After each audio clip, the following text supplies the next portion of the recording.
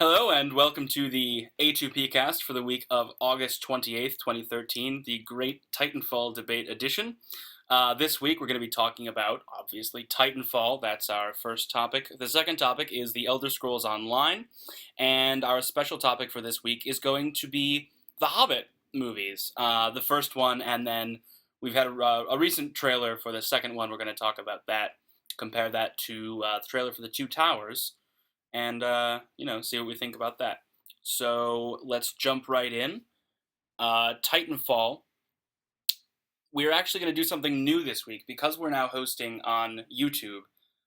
What we're going to do is we're going to play the trailer, and I'm going to put the trailer inside our video so you guys can watch it as we watch it, and then we're going to talk about it when it's done. So we're gonna do that right now, and then chat about that.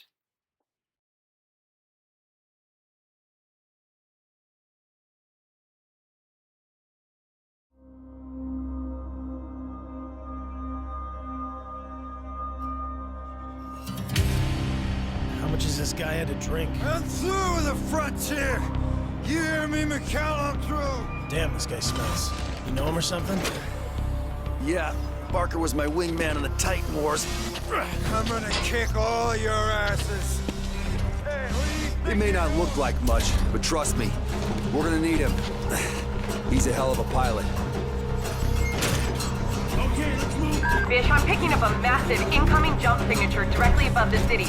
I don't know what it is, but it's big. Whoa, heads up! Great. Mac, an IMC carrier just jumped in. You better get Barker out of there quick. Copy that, Bish. I'm working on it. I'm sending in some Hornets to keep that carrier busy. Pilots, focus on clearing out the IMC forces on the ground. That's a double kill.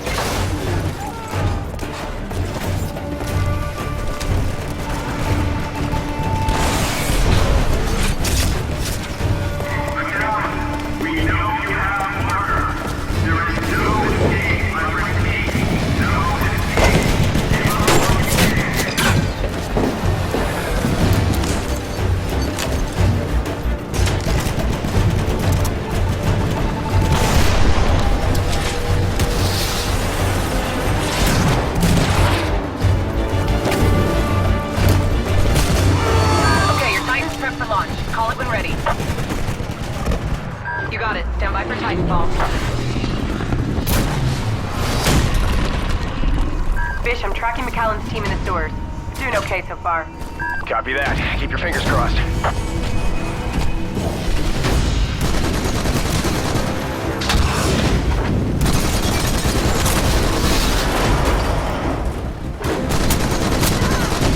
That should cool him off. Engaging follow mode.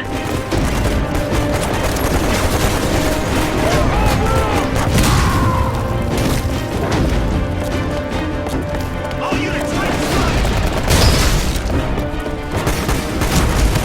Press the street.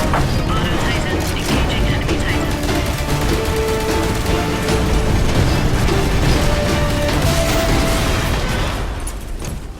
Okay, pilots, our diversion's still working. We just need to buy McAllen and Barker a little more time.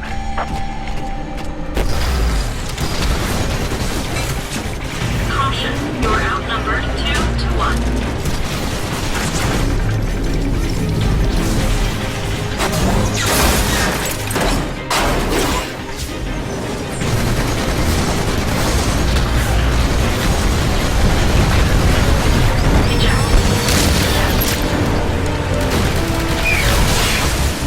Pilot, your Titan will be ready. Pilots, the battle's over. We've taken too many losses. Fall back and secure the evac point for extraction. Mac, what's your status? We got Barker and we're clear, but just barely. See you back on the red eye. I've sent the dropship. It'll be there soon. Come on, come on!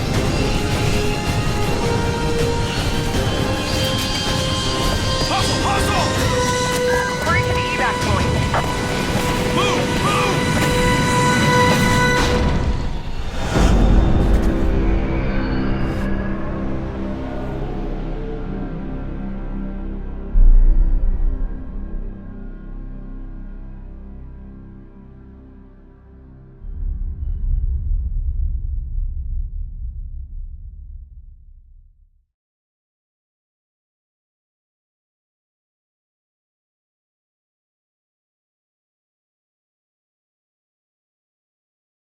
All right, so based on the trailer we just saw there, I think it's a good place to start to mention that Titanfall kind of swept the Game Critics Awards this year. I'm sure you're all aware of that. But I wasn't aware that Titanfall actually won. It now holds the record for the most wins of any game ever in the history of the Game Critics Awards. Why do you guys think that is? I have no idea, as I have maintained for a while that I don't understand the hype behind Titanfall. I'm not convinced that it's going to be anywhere near as good as everyone thinks it is. I don't think it looks as good as everyone else seems to think it does, and I mean I don't think it looks like a bad game. I just think it looks kind of like I think it looks like an average game, a game that might be fun for a few minutes, but nothing that has enough to keep me coming back. But I'm also not a person who really likes Call of Duty, so I may not be the target audience for this game, but I just don't understand the hype. So it's especially, I don't understand how so many other games got passed over for these same awards that I think are more worthy. And I don't want to say that Titanfall looks like a terrible game, but does it look like a better game than every other game that we saw this year? I don't think that's true. Yeah, this is my point. Like, I'm personally very excited for Titanfall, but there were a lot of games at E3 that could have easily won Games Critics Awards. Battlefield 4, Watch Dogs, Elder Scrolls Online, Destiny. Like, I am shocked that it pretty much swept the awards It really at E3. did. I was shocked. Like, I was very impressed with what I saw at E3. I'm even more impressed with this trailer that we just saw. But yeah, I don't know. I don't know why it swept it. Clearly everyone loved it, but yeah, I mean, with so many other great games, it's pretty shocking. Yeah, I think particularly with Battlefield 4. I mean, Battlefield 4 looks Amazing. so good. Yeah. And we got another great trailer for that as well at Gamescom. Right. So I mean, yeah, Battlefield 4. I think Watch Dogs Yeah. looks. I mean, aside from all of the beauty that is going to be Watch Dogs, or at least what we've seen of Watch Dogs, I mean, the game just looks really, really good Looks like on it's a gonna be PC or a solid. next gen console. Oh yeah. I am actually in an interesting place on this game. I was in Josh's position here. Maybe even farther on the side of a couple weeks ago, I would have said I expect this game to be in like a buy two get one free bin in every game store a year after it launches.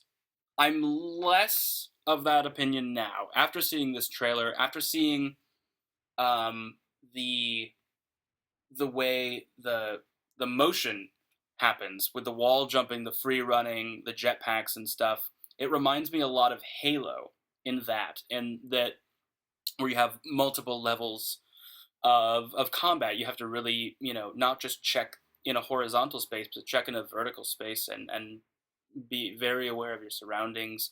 But also, it gives you the ability to maneuver and not just statically, take cover behind a solid object until your enemy gets bored or looks away, or you can, kind of outmatch them because you have a bigger gun. It's a lot more of a fast-paced move all the time experience, and I think that really does appeal to some people, and I think it looks solid in that regard.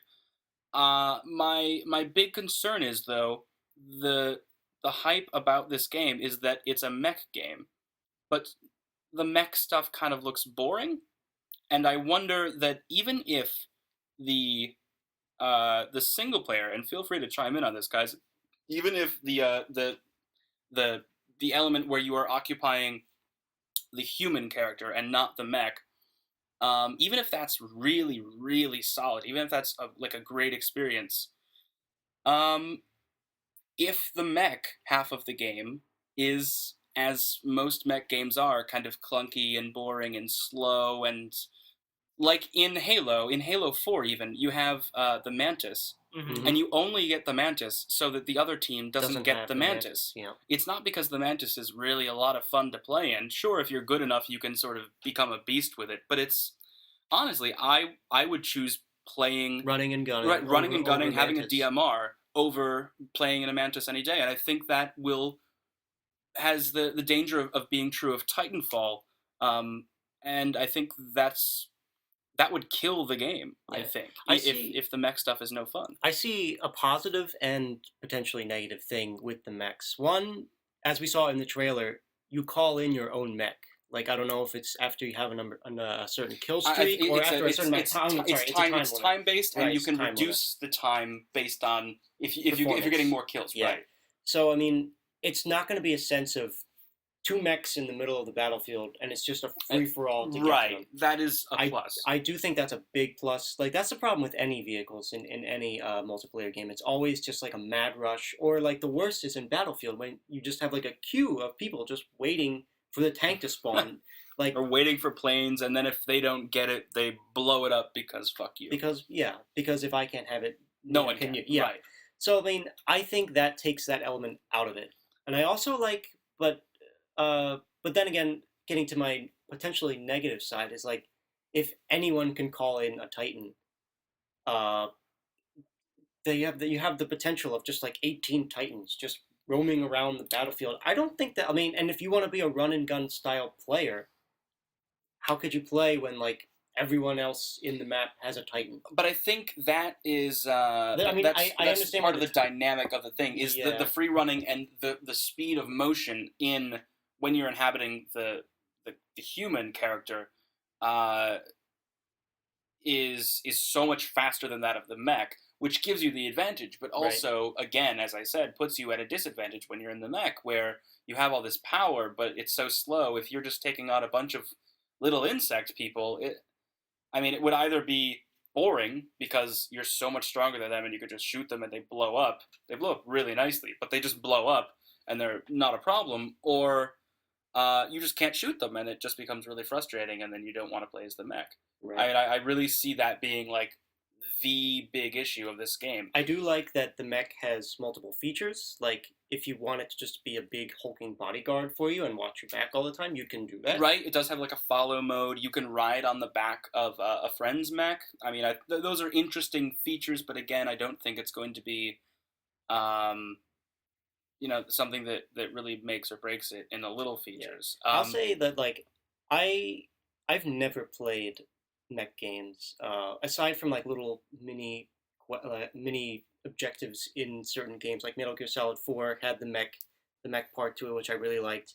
Mass Effect 3 has some mech aspects to it, where you can get into the Atlas and stuff like that. And it's like I'm basically with Mike here. Like, it's usually the most boring part of the game for me. It never feels as good as being the character. It never feels as fun as just running and gunning. For let's turn to how the game looks graphically. What does the game look like? Does it look like a current gen game? Does it look like a next gen game? Is it something in between? And I think on a larger scale, what makes a next gen game? I think this is a good segue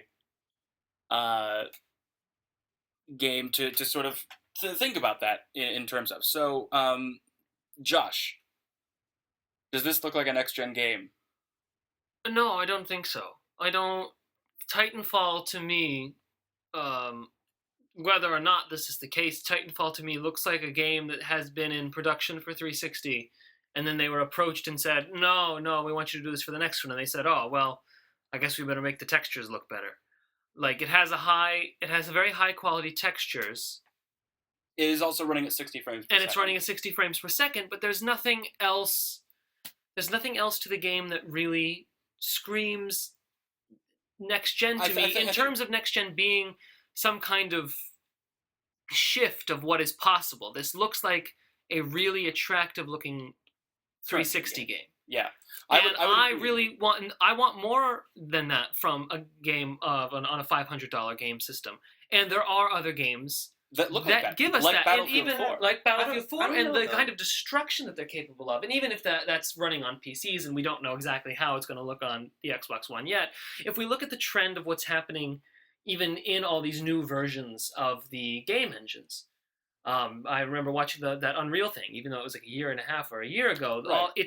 The way they're going towards the particle effects. Yeah. We're not trying to saturate it with high textures and polygons anymore. We figured that part out a lot better. We're trying to get the effects to work with everything so that everything flows together more nicely, and we can make more.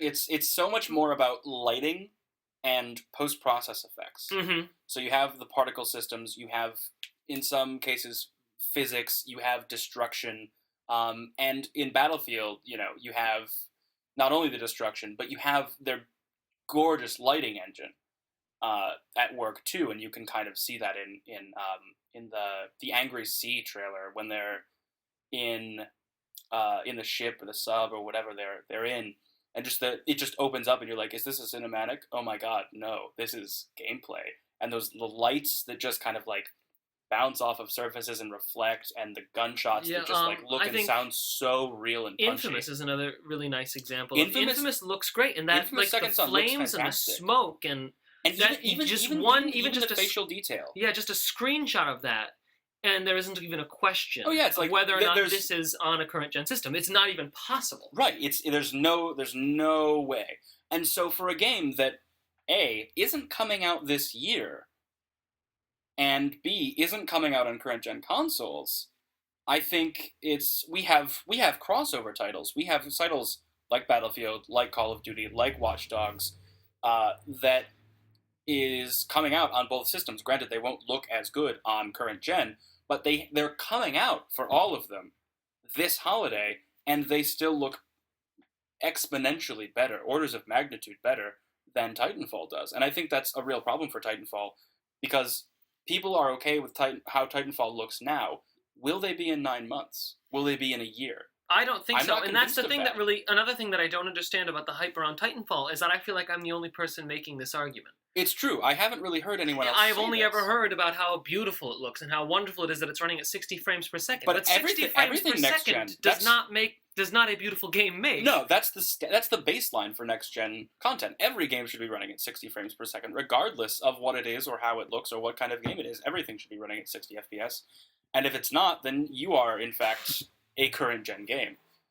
I don't think that's a selling point. I think that's a fake selling point. See, I think this debate that we're having now is going to be like this gray area for another year and a half when you have I think in games some terms, coming. in some cases, it's not. I think there are going to be games that are coming out for next gen that we're going to be asking, like, why couldn't this be released on like a 360 or a PS3? This doesn't look like. There will be a solid. There will be, but it's even like there was with the 360. If we think back to everything that's the 360 had at its launch. Perfect Dark Zero, just tremendously horrid looking games that it took a year and a half to 2 years to really weed them out. Right. And I remembered those first times of games that I played where I said, wow, this game actually looks like it's a next gen game. Halo for Xbox was a game changer way back when. Oh, wow, yeah. You can just jump things like that. Yeah, Halo looked great for so long, the original Halo, but even like on the 360, I remember Ghost Recon was the first game I could actually have in my hands. Advanced Warfighter, the original Advanced Warfighter. I said, holy shit. Do you remember when Oblivion This looks so great? great? And Oblivion Do you remember? looked great at that time the draw too. distances, the level of detail, the foliage, the trees, all the Oblivion animals. certainly shows its age now, but when you compare it to what was available on the Xbox at the time, it was such a huge jump. Whereas Perfect Dark Zero was high definition and shiny. Yeah, right, exactly. It's the sort of superficial fake sheen, which I think is ties back into the point you made, where Titanfall really does, again, to me as well, look like a game that was in development for the current gen. And they said, hey, goose the textures a little bit and work on it for another year. We're going to have you as an Xbox One title. And And I feel like I read something somewhere that may not even be true, but It might not be. afraid if it's not true. Like, Right, I it's like, hope what- that's true for what the have they- integrity of the studio. I hope that's true. Right. I mean, I just don't believe it looks that good. So I think I just want to touch on one last point here, and I want to go back to the game's similarities to Halo, because we can sort of talk about this in a cordoned off space and talk about just I keep saying single player, the character player side of things, where you are in the traditional first person view as a human, and talk about its similarities to Halo. And then Josh, you also earlier brought up similarities to Call of Duty as well. I think the gameplay looks and feels similar to Halo because of the verticality, because of the jetpacks, and it has the added element of free running. And I honestly feel like that looks like fun, at least temporarily, like a bit of fun. Right. But it's like, the longevity of that we can discuss. But does it have a similarity to Halo, or is that totally superficial? I lean towards it being more superficial than not, because I think you're right. Like the verticality and the jetpacks and the running and the jumping, that is something that I think Halo does well, and that is when you're shifting gears between playing different games and playing Halo and then playing Battlefield, they're very different, because if you don't use the vertical spaces in Halo, you're not going to get very far. No, because you really need to be constantly on the move. It's not a slow game. And yes, Titanfall shares those characteristics, but the way everything else kind of functions around it, it still feels more. I think the difference between Call of Duty and Halo for me are the fact that Halo is so much more of an arcade shooter, and Call of Duty is more grounded in reality. But this could also touch on why I don't really like Call of Duty, because Call of Duty is also a very arcade shooter. Oh, it is. But it's also like it's not as good at being an arcade shooter as Halo is, and it's not as good at being a realistic shooter as Battlefield is. Right. So it kind of exists in this strange world of fast reflex people that I just don't find particularly appealing, and that's what I see more in Titanfall. Because although yes, you've got the jumping, and that's going to help it feel more like Halo. Mm-hmm. Overall, it still has that. It doesn't have that fantasy to it. It doesn't have, and maybe I'm just picking up more an art style. It could be, but I mean, I wouldn't hold this up as a prime example of wonderful art style either. I don't think there's really anything compelling going on there. No, it kind of looks like it looks like grungy. I don't know. Stuff. I disagree with the fantasy element. I think the way you can traverse the battlefield is very compelling for me. The way the guy triple jumps up onto the very top of a building, rockets a mech, and then calls in his own, and then jumps from the third-story building into his mech. That seems pretty fun, and something like I haven't really seen before in a multiplayer experience. And I don't know. I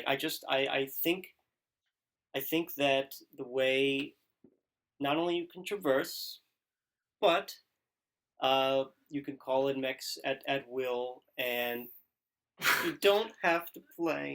Okay, can we cut? No, it's fine. I think, yeah, Okay. I will give to you. Can I just point out what the fuck just happened? Because, god damn it.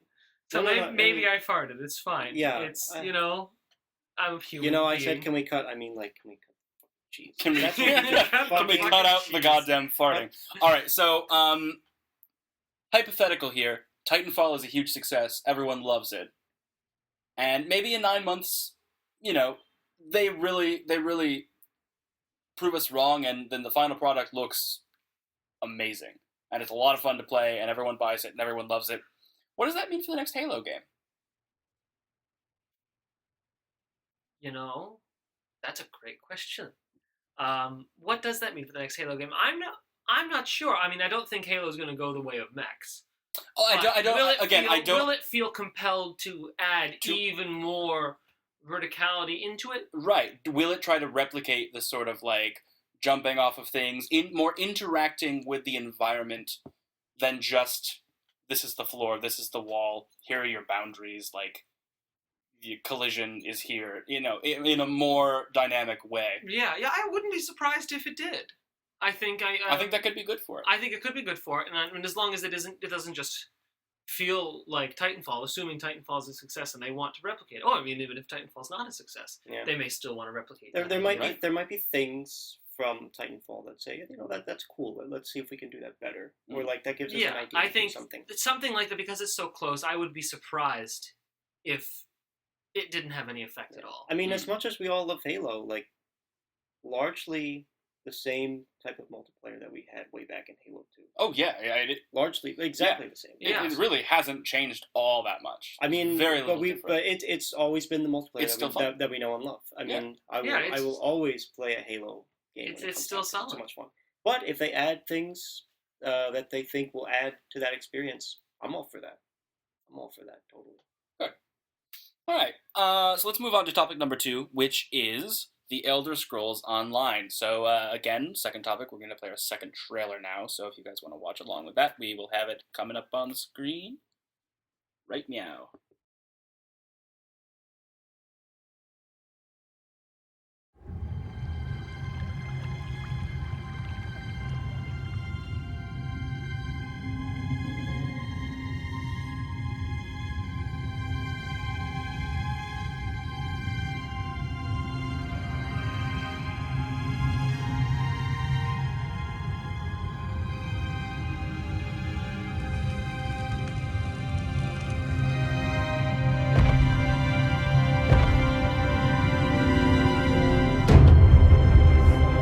A new dawn is upon us. Never have our choices weighed more heavily. To stand alone, or to fight side by side. Against the encroaching forces of oblivion.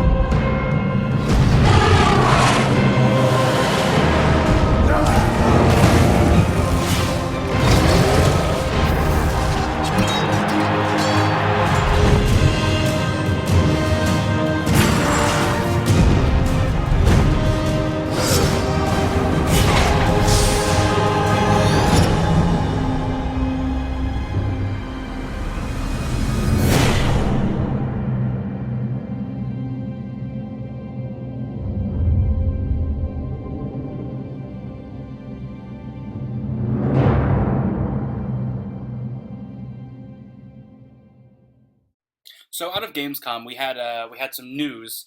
I think the biggest of which was that the subscription for The Elder Scrolls Online was going to be $15 a month. What do you guys think the reaction to this is? What do you think it's going to be in the future? Do you think there's any good alternative to the subscription model? No, unfortunately. Or is it just an unfortunate evil?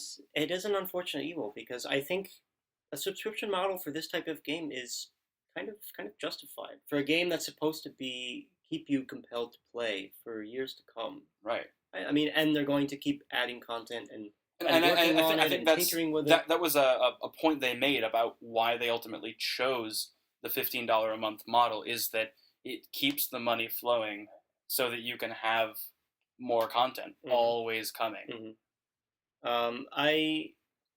I'm a little off put by like the $60 and the $15 a month, like the $60 up front and then the $15 a month thing. I think for a game like this, you could do with just like maybe, I don't know, maybe a slightly bigger monthly subscription fee, like in the first year, and then like lower it every year, subsequent year, like so.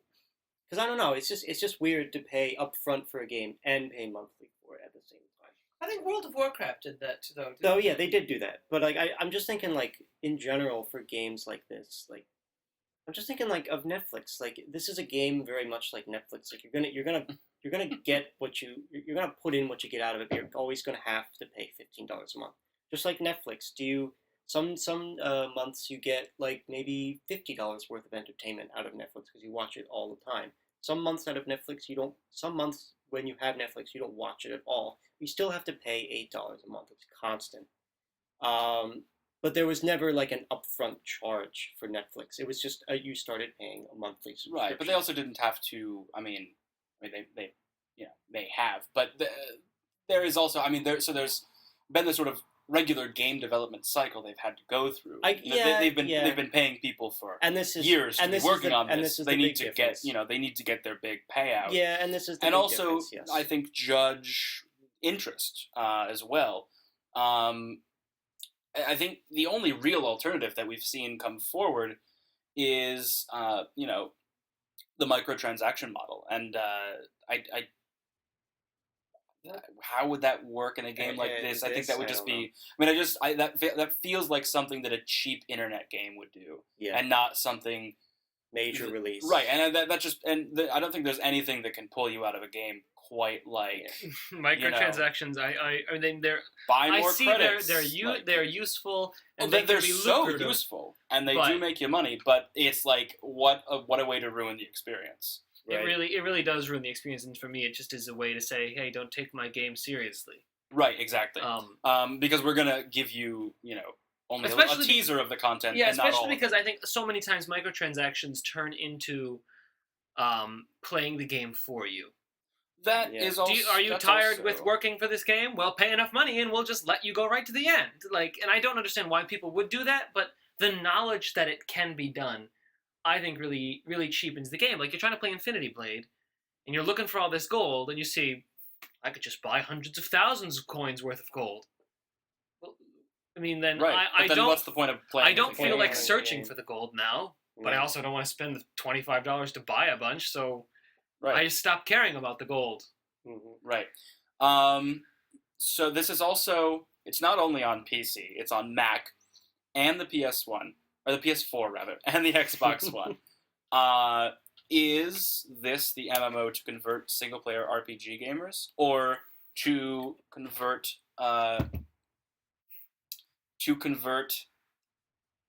people who have been on a console and stayed away from MMOs to playing MMOs?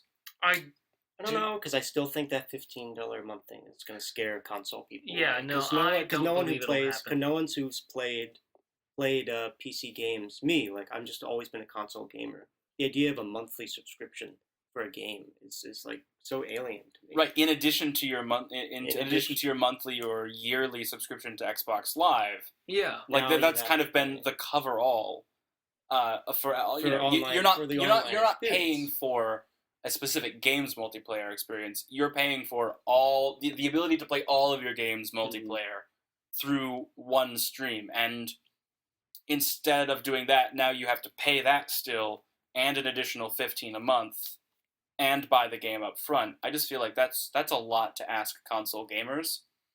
Again, I can't offer up a better solution, but I just feel like there's going to be a lot of pushback on that. major deterrent. And, I think that's true. Yeah, I mean, and like you said, I think the company that's working on this, not Bethesda's publishing it. It's ZeniMax Online. ZeniMax Online. I think they are stuck between a rock and a hard place, because a lot of the MMOs are now free to play. I mean, World of Warcraft is now even discussing the possibility of becoming free to play. Well, it is up to a certain level. It's already free to play up to level 20. Right. Up to level 20. Okay. And the Old Republic is free to play. Yeah. Guild Wars 2 is. Well, Guild Wars 2 has always been free to play after you buy the game. Okay. See, this is another point. This is another point for model. me. Is like, I've never been an MMO player. I don't know anything about them. I could not care less about them. Will this be the game to make me want to try an MMO, like having know nothing about MMOs? But you're also, I mean, I think we're all also really big Elder Scrolls fans. And this is so it's and will more of that experience, will the temptation to keep exploring Tamriel be a big enough draw for people like us?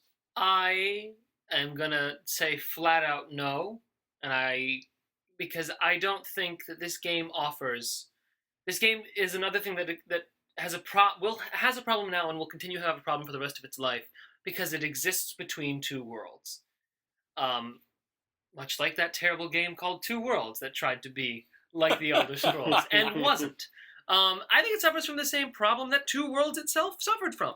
It's just doesn't look good enough. it doesn't look interesting enough. It's part of the allure of the Elder Scrolls franchise is how immersive and beautiful it is, and how easy it is to get lost in it and explore. And I think just offering all of Tamriel, but I don't want to see all of Tamriel in a cheapened MMO form. I want to see all of Tamriel with the quality and that incredibly condensed, beautifully packaged experience that I've gotten from the other games so far. But like, especially having just gone through Skyrim. Right. How are you going to walk through Skyrim on this game? And there's, I mean, unless they've got something hidden up their sleeve that they haven't shown in any trailer so far, the Skyrim in this game is not going to even come close to being the same experience that Skyrim itself already is. That's true. How do you deal with that kind of difference? I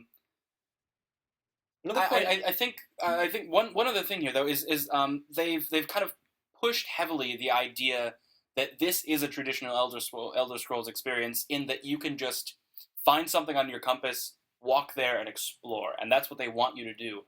But they haven't shown that.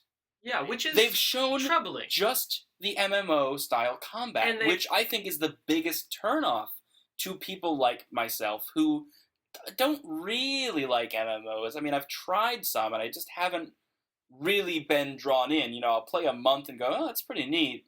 And I just kind of don't want to go back. Yeah, well, I think they operate on fundamentally different philosophies. Right. And so my concern is that even though this has a lot of the traditional Elder Scrolls stuff, it has the compass, it has a first-person view, it has the just go and explore and do things, why aren't they showing more of that than just what they've sort of mentioned offhand is like, oh, you've got a compass here, go and explore things.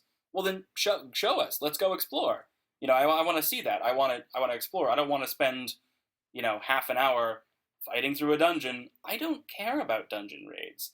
I care about walking through the mountains and seeing a beautiful vista and finding some random quest about, like the one in Oblivion, where you go through this cave system and find like little clues and hints, and then you find this skeleton with a journal and like a bag of gold, and he was going to take an offering to the gods to pray blessings down on all of the people to forgive them of their sins, because he wanted to do this really great thing, and he saved up all this money. Like, just little things like that. Like, can you do that in the Elder Scrolls Online, or does the MMO experience kind of take precedence? Or does the grand scheme of like the MMO right? And I feel like out that I don't know. Yeah, it's so hard to know, because I don't think we've seen enough of that. But I think it's troubling that we haven't seen enough of that, and I think we haven't seen enough of it because it doesn't exist.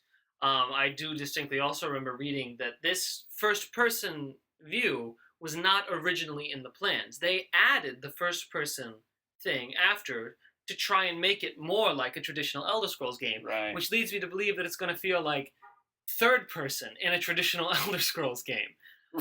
Which right. Even Skyrim has done so much for third-person fighting in the Elder Scrolls, but still not enough. It's still barely functional. I mean, let alone you can't look at objects and interact with objects in third person. No, you really can't do anything. You can only sort of fight, or walk around. You can walk around pretty nicely. Yeah, it's that's something more to look at. Looks great when you walk around. Yeah. I guess we can hop off the bitching train a little bit, or try.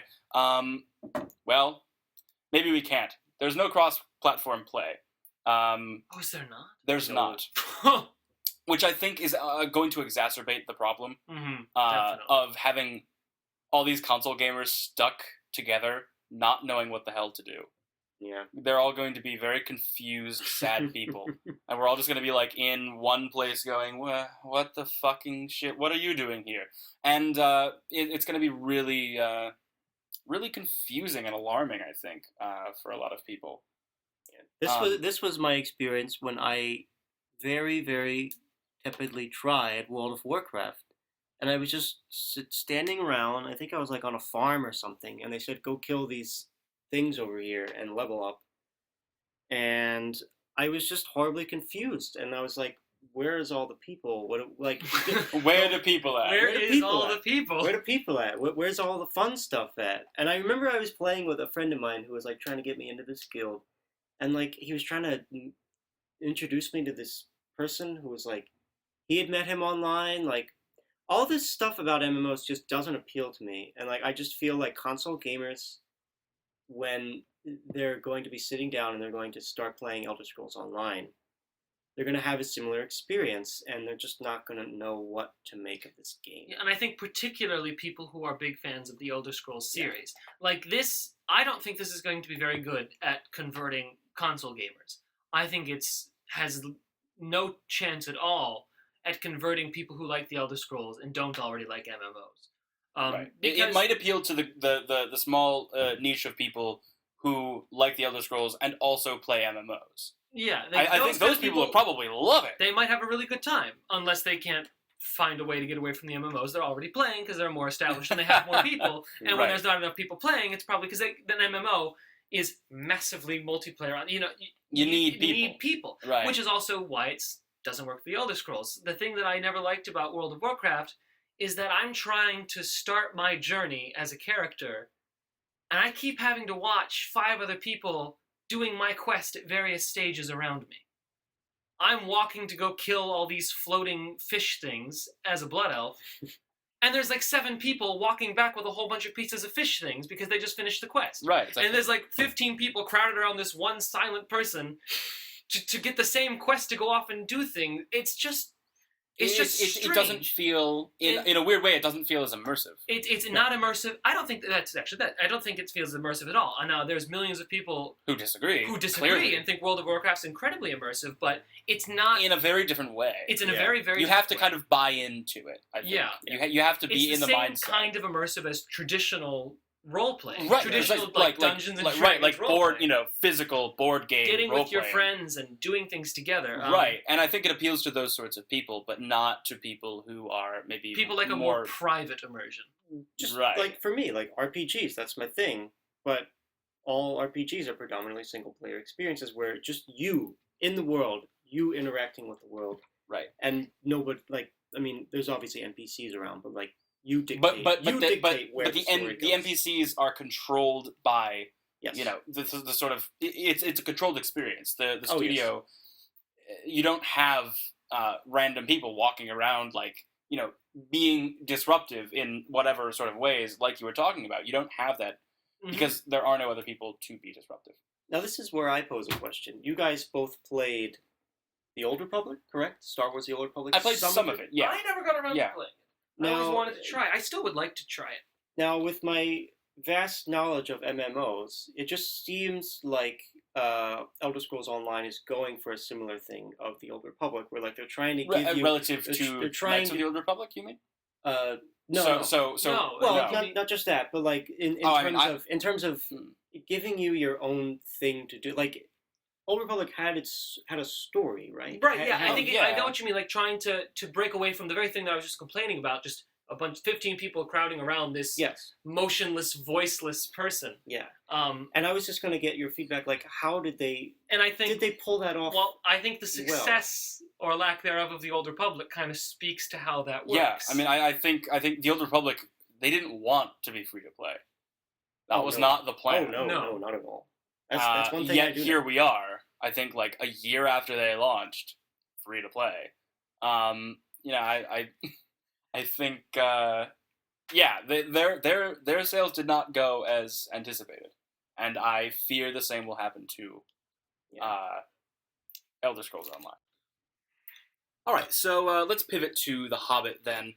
What we're gonna do here is we're gonna play the trailer for the Wow, what's going on with the words?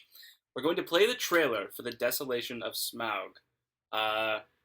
It's the teaser trailer that came out pretty recently, I think in June, I guess. And then immediately after, we're going to compare it to the original teaser trailer for The Two Towers in 2002. So over a decade old. We're going to just compare the two trailers. Now, a lot has changed in how trailers are presented, obviously, but I think you can still get a general idea of how how Peter Jackson is trying to relate to the audience through each trailer. So I think we're gonna watch them back to back, then we're gonna compare them and talk about The Hobbit after that.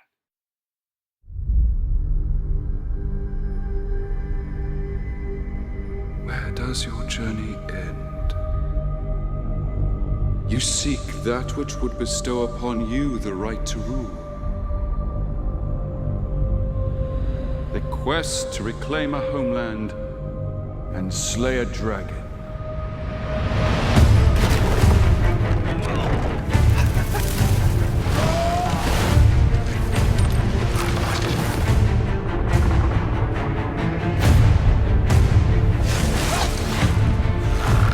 Do not think I won't kill you, dwarf.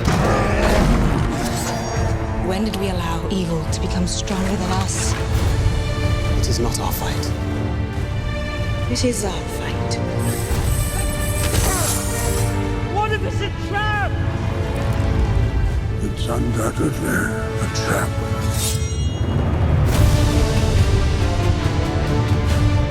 Such is the nature of evil. In time, all foul things come forth.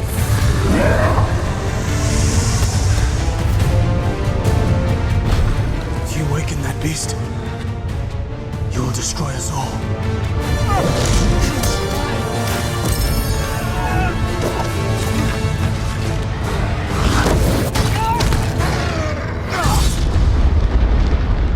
Was that an earthquake?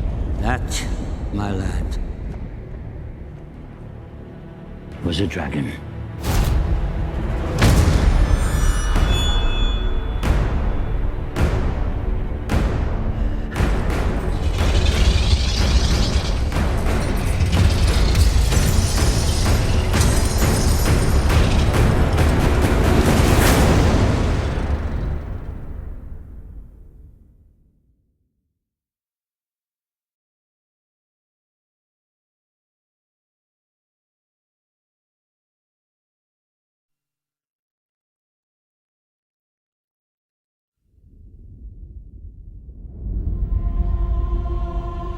The fate of the world will soon be decided.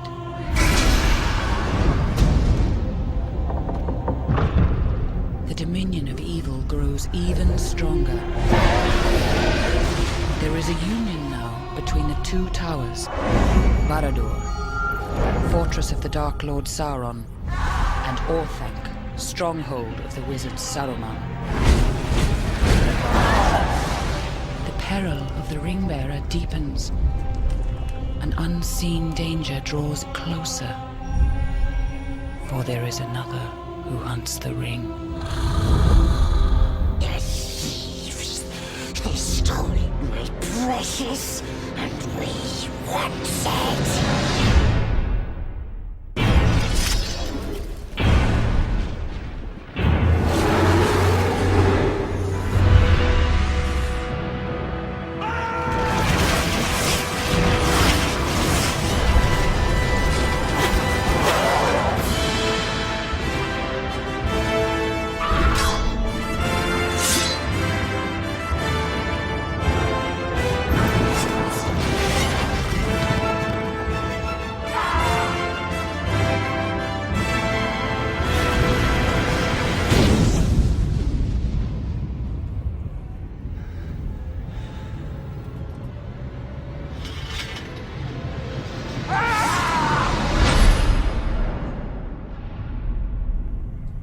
Come back to you now, at the turn of the tide.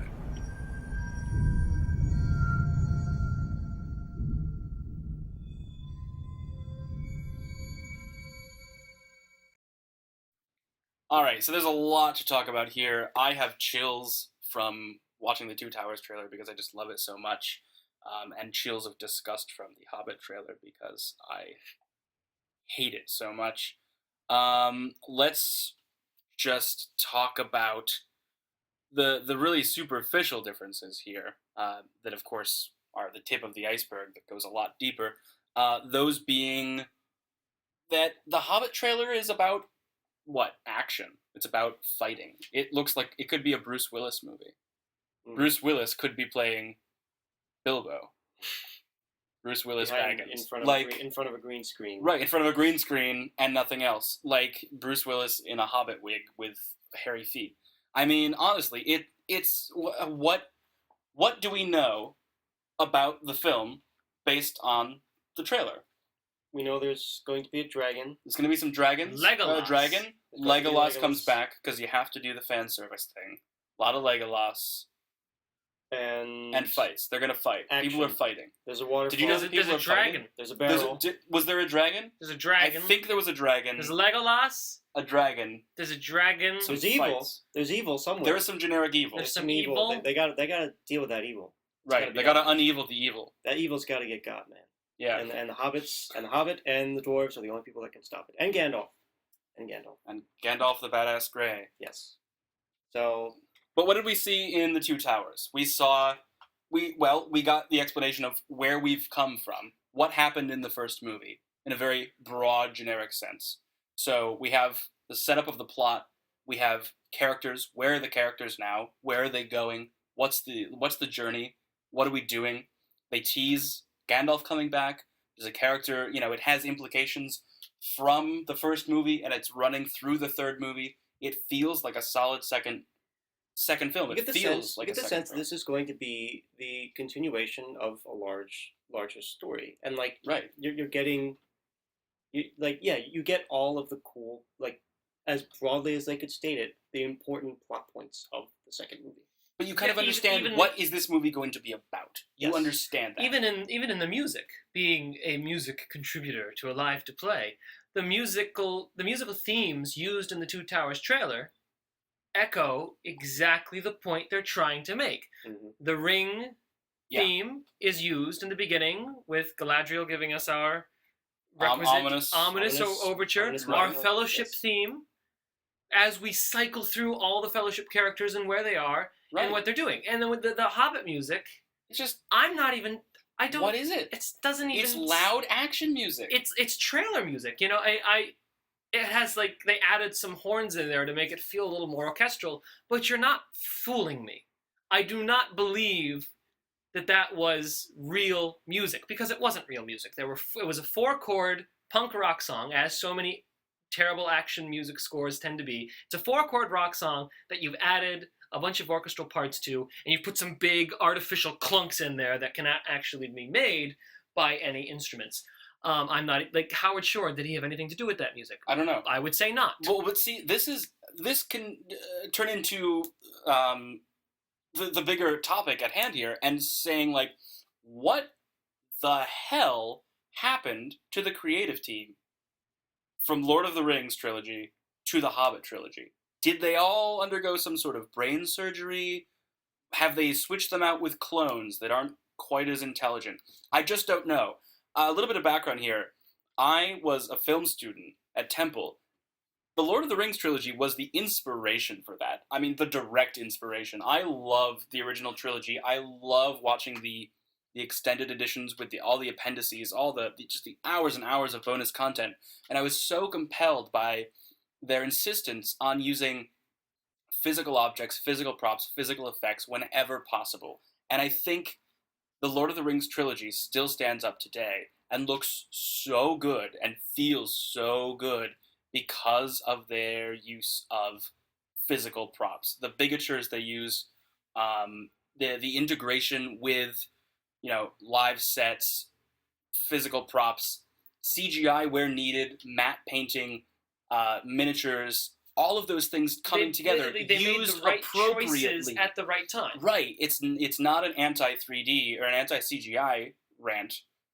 It is simply the desire to see it used where it's appropriate, in an appropriate way. Where it is the best option and where it will look better than any other possibility. Right. If you can't physically do that, well, first of all, you should evaluate, why can't I physically shoot this? Maybe it's because it shouldn't be physically shot, or it shouldn't be shot that way. Maybe you shouldn't conduct the shot that way. If a camera couldn't actually do that, the audience isn't going to buy that the camera's doing that. So if you have these giant, swoopy video game shots of something, as The Hobbit was full of, I just think about the fight in the Goblin Cave or the mine or wherever the hell they are, and just all of that stuff. It's like, it was just a total video game. It was, and it's ironic we're talking about this on a video game podcast, but in the sense that these were kind of like superhuman characters that couldn't be injured, that weren't subject to the laws of physics, that the camera was totally unhinged and could do whatever it wants.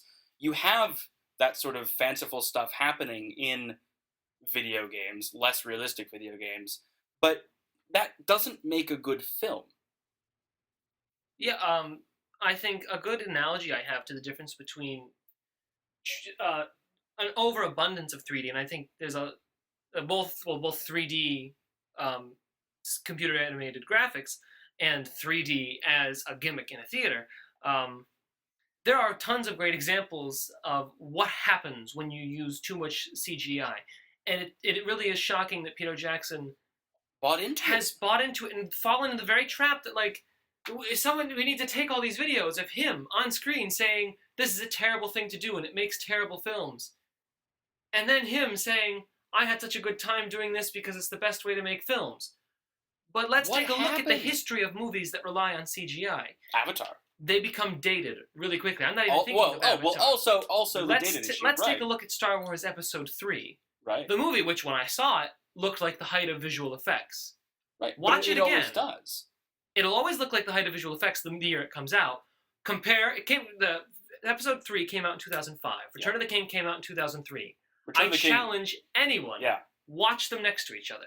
One of them looks terrifying.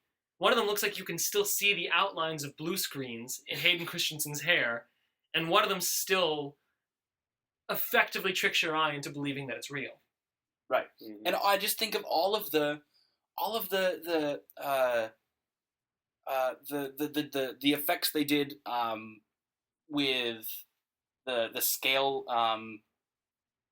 So you have the forced perspective stuff, and I'm sure there was some use of that in The Hobbit, but I'm tempted to think that they just found a clever way to do it with 3D. And I mean, maybe that's not even a good example because that still sort of works for you, but there's so much of the film that doesn't work for you. Even let's analyze that first opening shot of the Desolation of Smog's trailer.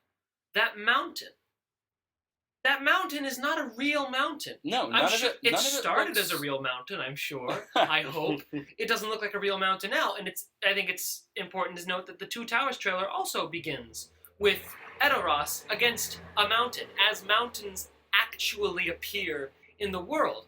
And that was, the whole point of this shooting in New Zealand. And I even remember when they had that they were having a row with New Zealand, and they weren't sure if The Hobbit was going to be able to be filmed in New Zealand. I said, oh my god, but The Lord of the Rings is so tied to the landscapes of New Zealand. But how is could it they anymore? ever do it? Is it? It didn't even matter that they filmed it in New Zealand, because with the way that they've changed everything in post-production, and you've taken a beauty landscape and for some reason turned it up to 11, you don't need to do that. It is so unnecessary. That's why you're shooting it in New Zealand. The natural beauty in, particularly, the Two Towers, Edoras, in that I remember the location scouting for that. Like, it was a nightmare to get there. They had to build a road there themselves because there were no roads, because it's in the middle of nowhere. And it's just so gorgeous on its own. It's like, why do you need to change that? It doesn't need to be any more fantasy. It doesn't need that. It needs to look just as it looks. It needs to look naturally beautiful, and it needs to look real, most importantly. Yeah, and I wonder if part of this is that he is taking this fanciful, cartoonish version of it, that he doesn't want it to look real anymore. And he's, like, doing it on purpose, and I can't understand. Well, I mean, clearly he is doing it on purpose, but is it for that reason? I wonder. But I mean, that doesn't, again, then you're getting down to the very question of, did these films need to be made? Did The Hobbit need to be made if this is how it had to be made? Yeah. And if that's the case, I would say no. If I could just... Yeah, just hop in there. Hop into this Hobbit discussion. If I can just segue it around to the characters, like when we were talking about the difference between these trailers, in the sense that you know who all the characters are in the Two Towers. Every character that appears on screen, you've spent a good chunk of time. And it's not like there are a lot of them. There are a lot of There them. are a lot of them, and they give special attention to every character in the first movie, Fellowship of the Rings. So when you see shots of Legolas, shots of Gimli, shots of Frodo, shots of Sam, they matter. And it makes all the more important when we see Éowyn, and we don't know who she is. Éowyn, this must be a new character. Well, isn't that going to be exciting? In the Desolation of Smaug, I believe it's Smaug. Smaug. Desolation of Smaug. That sounds like a Tolkien way to pronounce it. Smaug. Anyway, moving Well, on. he was Tolkien. So. He was Tolkien. So, in the Desolation of Smaug, who do we know? Who from the dwarves could be named? I think it's really telling that they didn't even bother showing any more than the one that said three. Were there 3 dwarves? Well, that got screen time they showed them collected in a shot, but it's like collected in a shot and falling in a river in barrels. Right? Yeah, I'm like, who are any of these people that are in these barrels? As I said earlier, the only dwarves that mattered in The Hobbit are the ones you can remember, which consist of Thorin Oakenshield, the main guy, the old wise guy, the 2 young comic reliefs, and the fat guy who ate stuff. And the fat guy who ate stuff is pushing necessity. I mean, he's just there. And even still, how many more of them are there past that? And the guy with the mustache. Yeah. If that's all I remember, did he need to be in the movie? Right. I think this is a good. Yes, he was in the book, but we can apply. It's a thing. If you've watched the Red Letter Media, Star Wars episode, which episode does that happen in? Episode 1. If you watch the Mr. Plinkett review of episode 1, he does a thing where he asks people to describe the character of someone in the film without using without using physical description or what their job is. I think. Yeah. And so describe them based on that, just their characteristics. And I think applying that to the dwarves is a lot of fun because. What are they? What are their characters? Thorin is he wants to be the Aragorn, like brave leader who's destined for greatness, but doesn't really want it. Maybe he does. It's just it's kind of a vague thing, but it kind of feels like the Aragorn character of this trilogy. Yeah. But he's just not as good as Aragorn because he's not played by Viggo Mortensen. But the point is, at least he's got something. At least he has some. All of the other ones. Yeah, I'll give it to the old guy, because the old guy acts as Thorin's, bouncing board. He is Thorin's, opposite. He is his constant whisper in his ear. Yeah. He's the thoughts that Thorin's not sure about constantly being fed into him. And that's where the old guy has a good role. So you have better facial recognition than me, because whenever he was talking to a dwarf, I couldn't tell which one he was talking to. Well, no, most of the other dwarves. I was just saying the old guy, the same one that my lad was a dragon. That guy. Because he's the old guy who knows. That's the old one. This is where you're better than me. I didn't even know who that guy was. I just... Well, there you go. There were so many dwarves, it was all diluted. Other than Thorin, they were all just the same character. Well, the rest of them really are.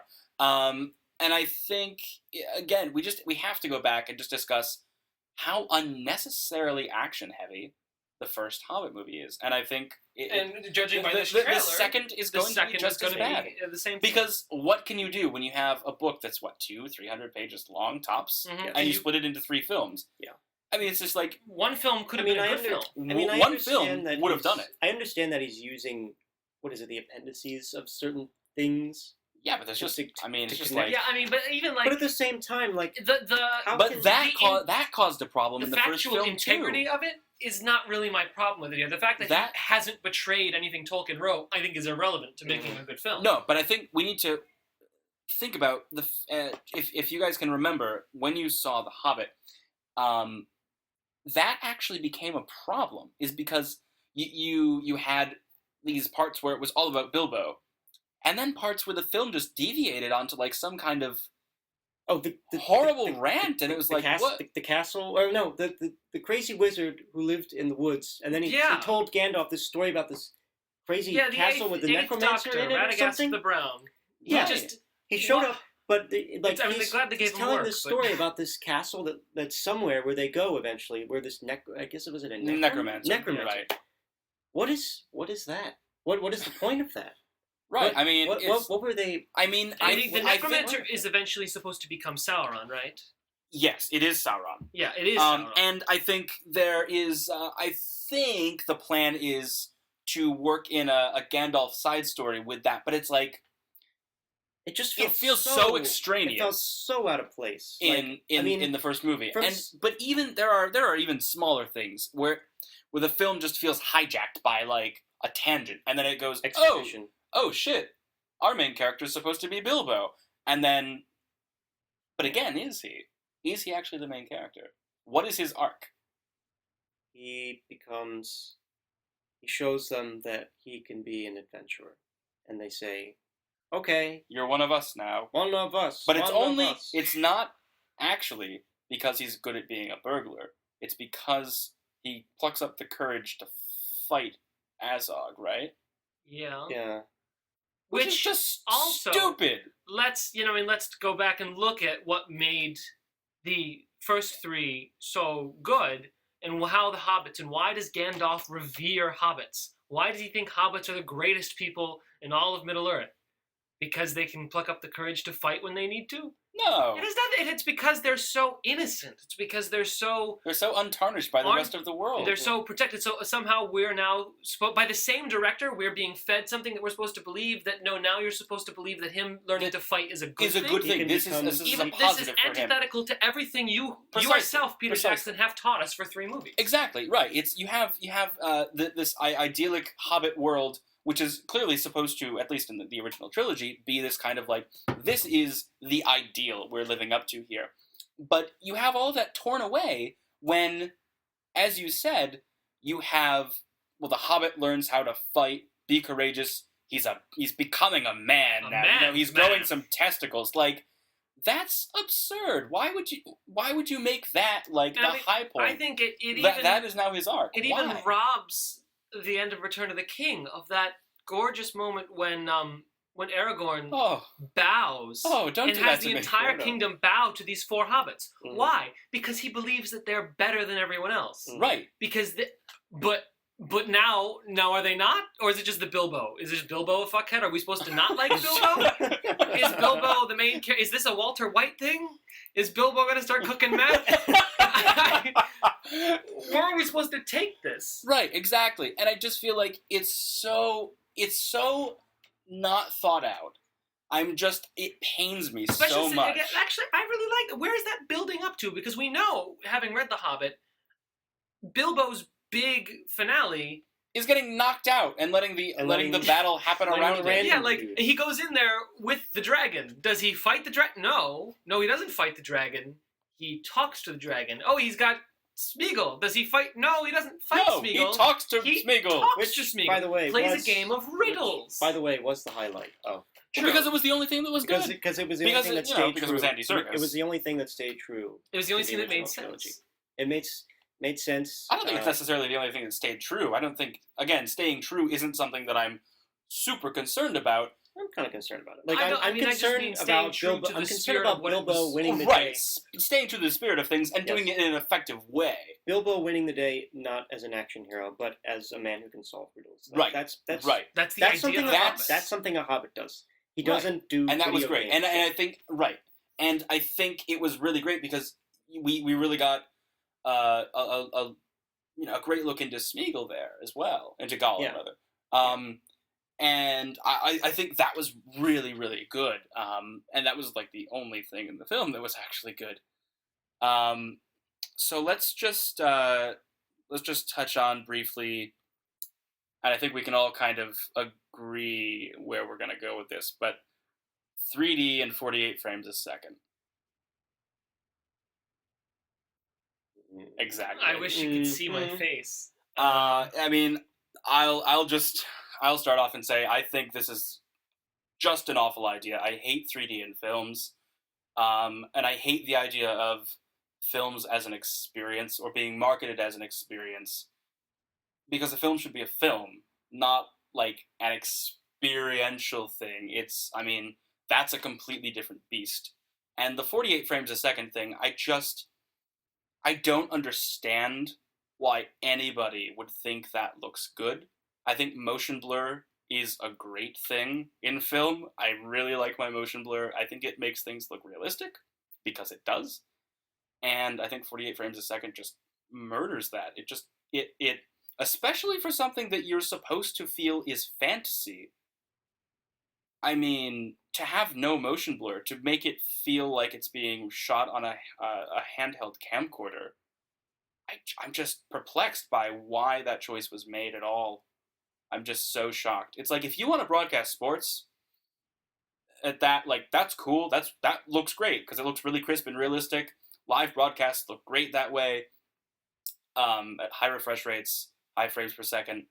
But first-person shooters, great. Even You're whipping really around wonderful. really fast. You need that clarity. You need that precision. But when you're talking about a film, especially because, like, I mean, I can even understand that there are films that are bubblegum and there are films that are art. And up until now, what has made The Lord of the Rings good is that it has been art. And The Hobbit was not art. And that's, you know, it's the same problem with 48 frames per second. It's every still shot from a movie like this, from what is so good about the first trilogy, any still you pick is beautiful. And it's not beautiful because you've thrown thousands of dollars into it. It's not beautiful because you've oversaturated it and made it as crisp as you can. It's beautiful because the composition of it is beautiful. Right. It's beautiful in a very traditional and classical way. Lord of the Rings was actually one of the first series of movies, I believe, I could be wrong, but I'm pretty sure, to use to be completely color corrected in post-production. I mean, before that, you know, this would be going back into the 90s, you know, maybe there was color correction on specific things, but I mean, what you shot is more or less what you got. So you had to be sure what you were shooting was good. I mean, you're not going to waste the film, and you can't just fix anything you want in post, you know, super easily. And so I think in this sense, it's another case of art from adversity, where you have the kind of physical limitations of what you're working with, the medium, that you just don't have anymore. But I think that is detrimental in a lot of ways, because it makes creators feel invincible, like they can just do whatever they want.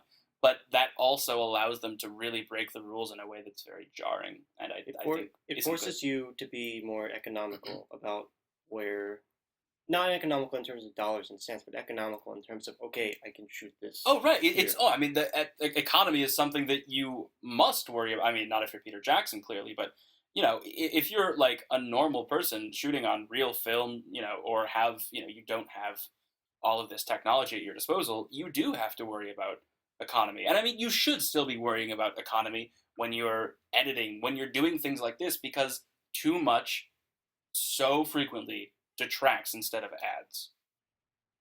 Yeah, I mean, I think it's true of art across the board. The only time I will accept an oversaturated assault on my senses in art is when the point is an oversaturated assault on your senses.